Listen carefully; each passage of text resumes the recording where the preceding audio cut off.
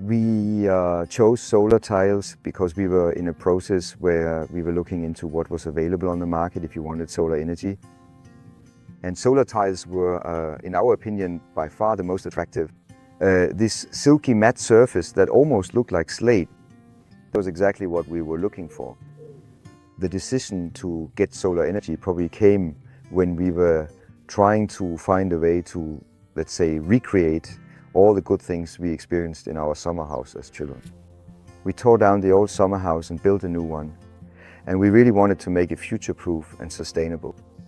So solar energy was one thing, geothermal heating was another, and they complement each other really well.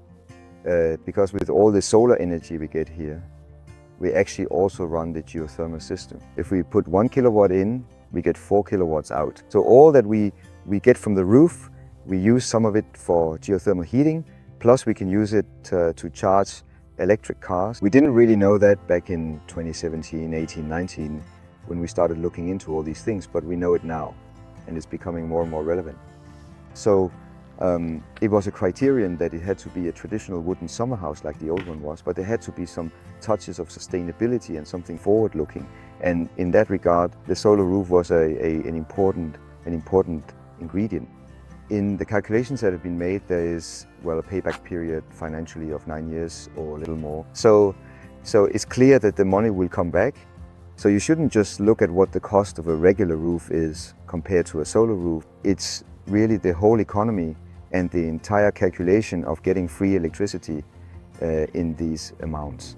That is interesting to look at, and there's no doubt that it pays for itself. But I also want to say, I didn't do it by counting the money, and I don't keep track of the finances. I think it's a cool roof, and I like thinking about it. And the email exchanges and the dialogue I had with Solartag, which have always been good. So I said, you have to remember, I also need to be able to explain to my descendants that there's a 25-year production guarantee. Those who will sell it at some point, they need to know that it actually says somewhere that these panels can also last for 80 years. It has been really important for us to get that written down. So there's no doubt that besides the fact that a wooden summer house looks good with a black roof like this, it's also something that will increase the resale value.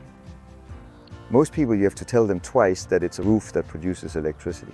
And then you get the story about how ugly roofs actually are when you mount those kinds of boxes on them that normally produce solar energy.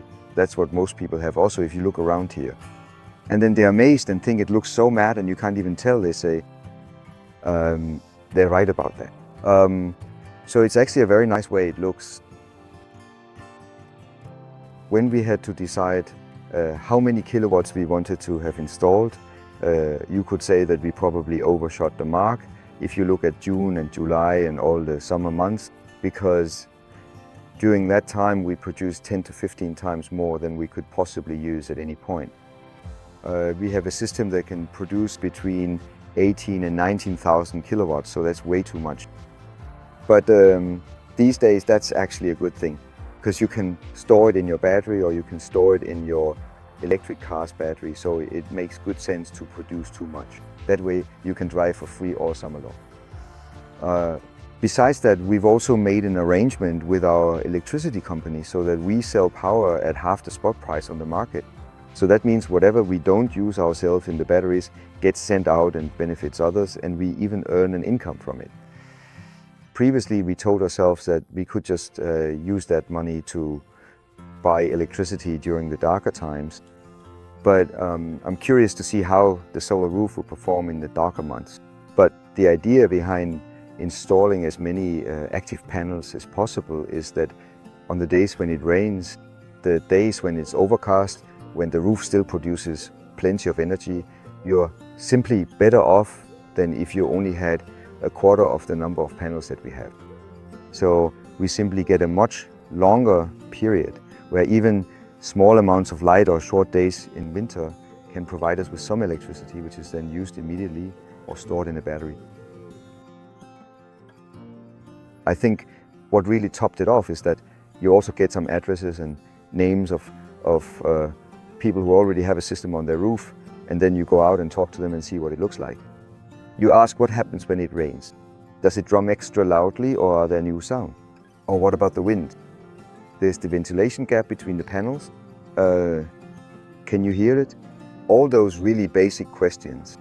You need to be reassured by real people who have themselves spent a few $100,000 on a roof you don't know beforehand. So that's been really important. And in the same way, I've actually made myself available to those who wanted to hear our story and our choices, to pass on all those experiences.